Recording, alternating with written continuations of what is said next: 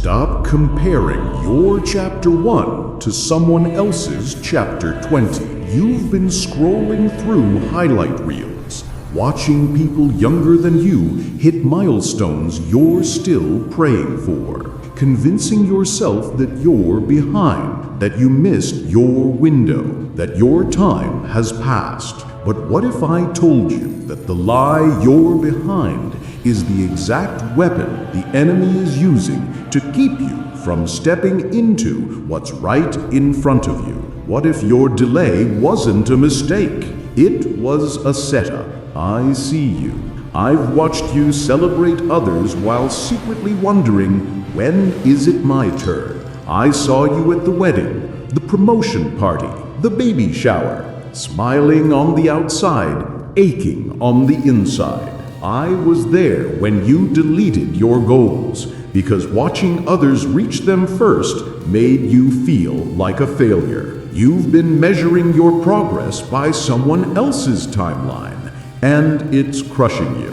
But you're not behind. You're being prepared. And what's coming for you required a longer setup than what they needed. Amen. If you've been feeling like you're running out of time, there's a man in the Bible named Abraham. God promised him a son, an heir, a legacy that would bless nations. Abraham believed it. He waited for it. But years passed, decades passed. Abraham watched his body age. His wife Sarah grew old, and the promise seemed impossible. At 75, God said, "You'll have a son." But the son didn't come at 76, or 80, or 90. Abraham was 100 years old when Isaac was finally born. 25 years between the promise and the fulfillment. 25 years of waiting while everyone around him had children, built families, established legacies.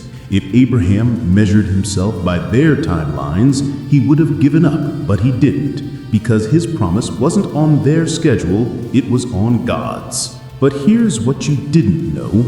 Abraham's delay wasn't punishment, it was preparation. If Isaac had come when Abraham was 75, Abraham wouldn't have been the same man. He needed those 25 years to develop the faith, the character, the dependence on God that would sustain him through what was coming. The delay didn't mean God forgot. It meant God was developing something in Abraham that the promise required.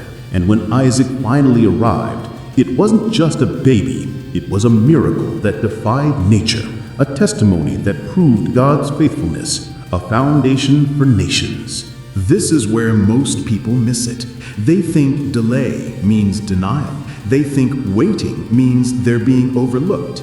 But God's timing isn't late, it's precise. What you're waiting for isn't just about you getting what you want. It's about you becoming who you need to be to steward it.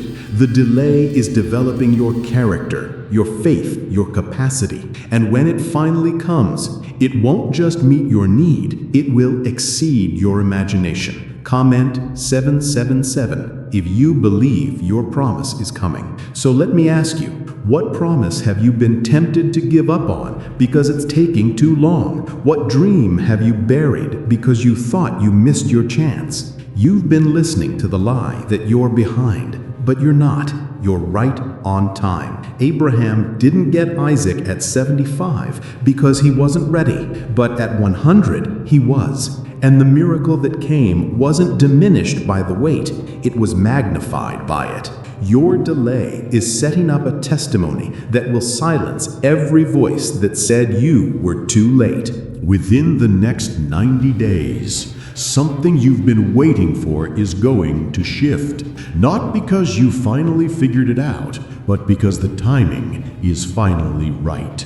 God hasn't been withholding, He's been perfecting. And what's coming won't just be good, it will be undeniable. A miracle so clear that everyone who watched you wait will have to acknowledge that God was in it the whole time. Here's your action. In the next 7 days, write down 3 promises you've been tempted to give up on. Not the small wishes, the deep ones. The marriage, the calling, the healing. the breakthrough. Next to each one, write this: not delayed, being perfected. Then every morning for the next 90 days, read that list. Speak it out loud, because the enemy wants you to bury your promises in discouragement.